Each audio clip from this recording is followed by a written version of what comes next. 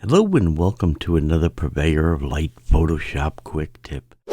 Today we've got a really interesting one that Adobe just released. It's called Generative Fill. And again, it's only in the beta phase. So if you want to use this yourself, you're going to have to go download the beta version of Photoshop, which is very easy. Just a reminder, go up to your Creative Cloud and then come down to where it says Beta Apps.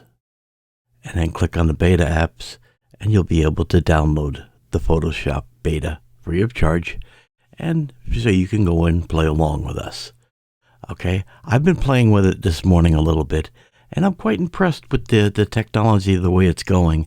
Some of it's pretty amazing, and some of it needs a little bit of work, of course. But again, it's in beta, so it's only going to get better than what we see today. So let me show you how it is.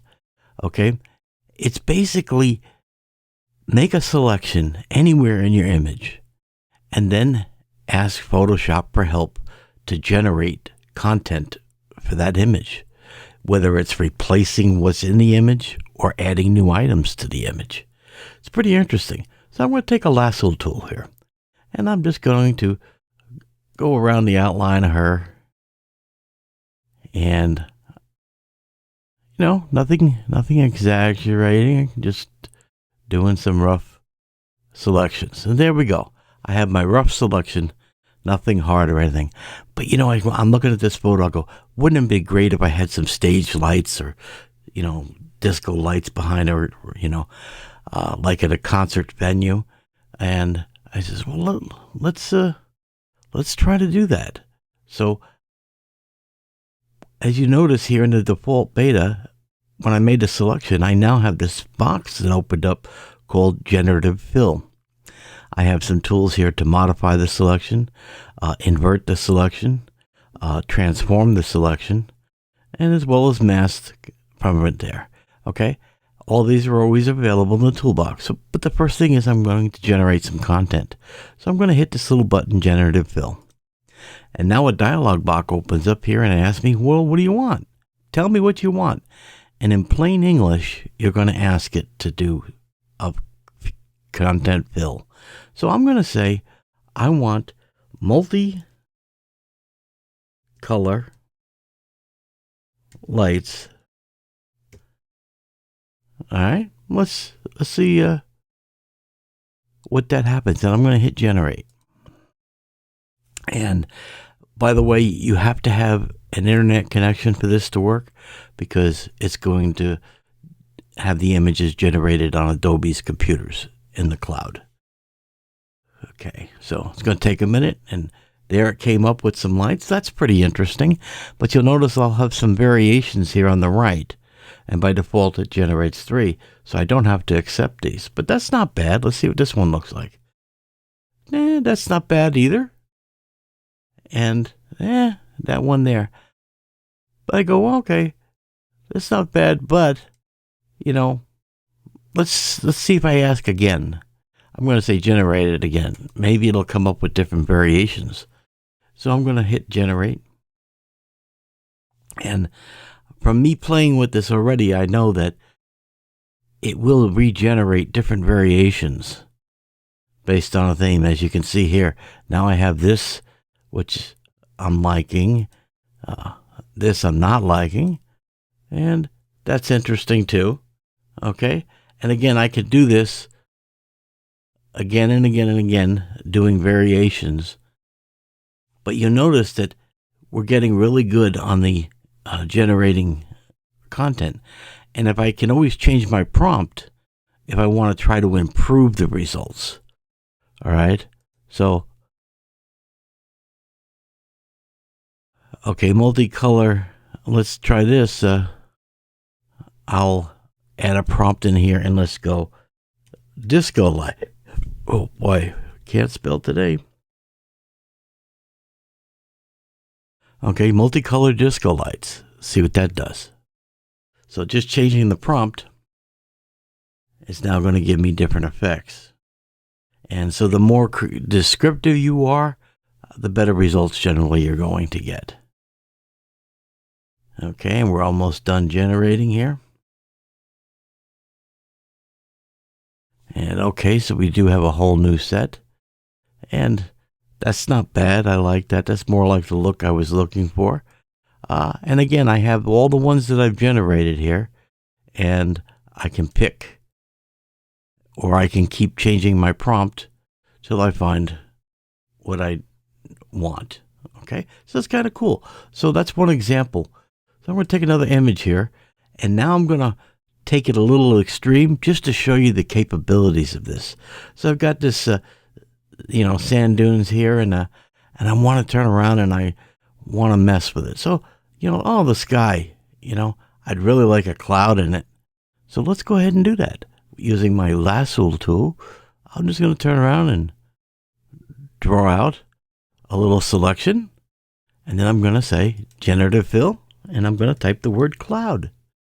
And then I'm going to hit generate. And there goes Adobe doing its neuro magic. And almost there. And look at that. That's done a pretty good job. And I have different variations. Okay. How I want it. Okay. Now, if I don't like it, I can just throw the layer away and start over. And I'm going to, in fact, start over because I want to. Oh, very good. All right. So here we try this again. So I'm going to. Oh, I know what I'm doing. I'm hitting the bar. All right. So there.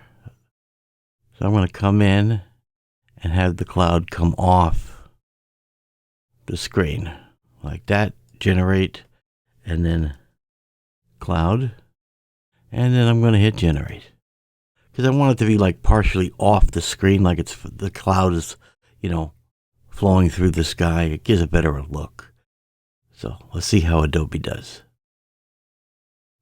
I mean, you got to admit, I'm just giving it a crude selection, and not bad.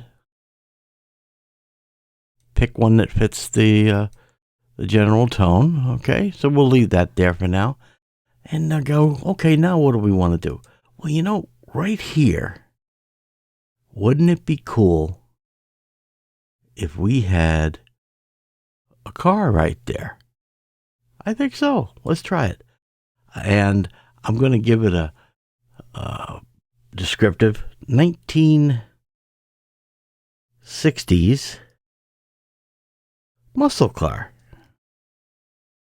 How's that? We'll see what that comes up with.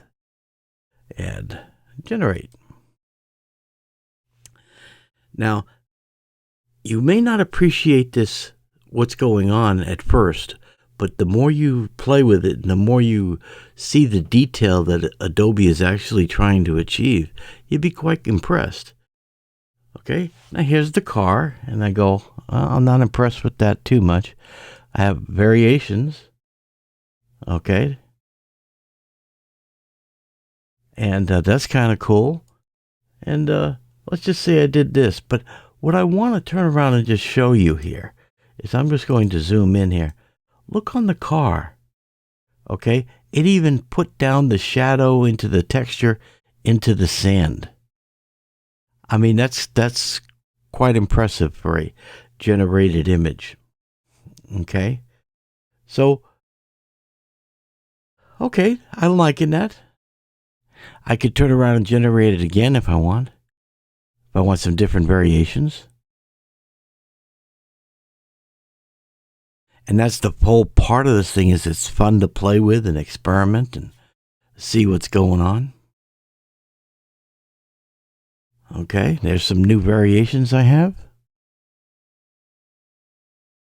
That's kind of cool.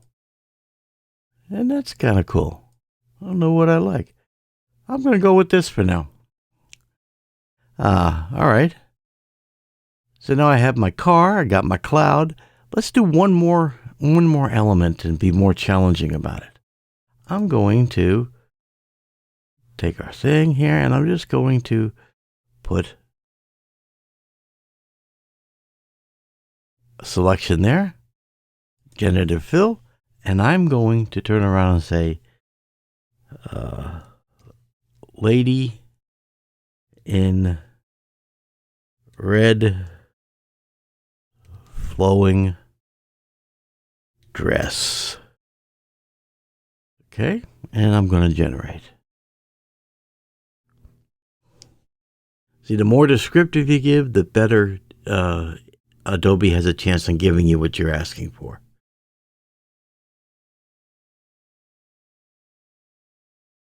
And we're generating. And hey, that's not bad. And you could say, okay, it's not perfect, and we're not going to say it is, but I do like it when the lady is facing the other way. So I'm going to say, in a flowing dress, and we'll change the prompt to back turned so that she's facing away from us. And I'm going to regenerate. Let's see what it comes up with.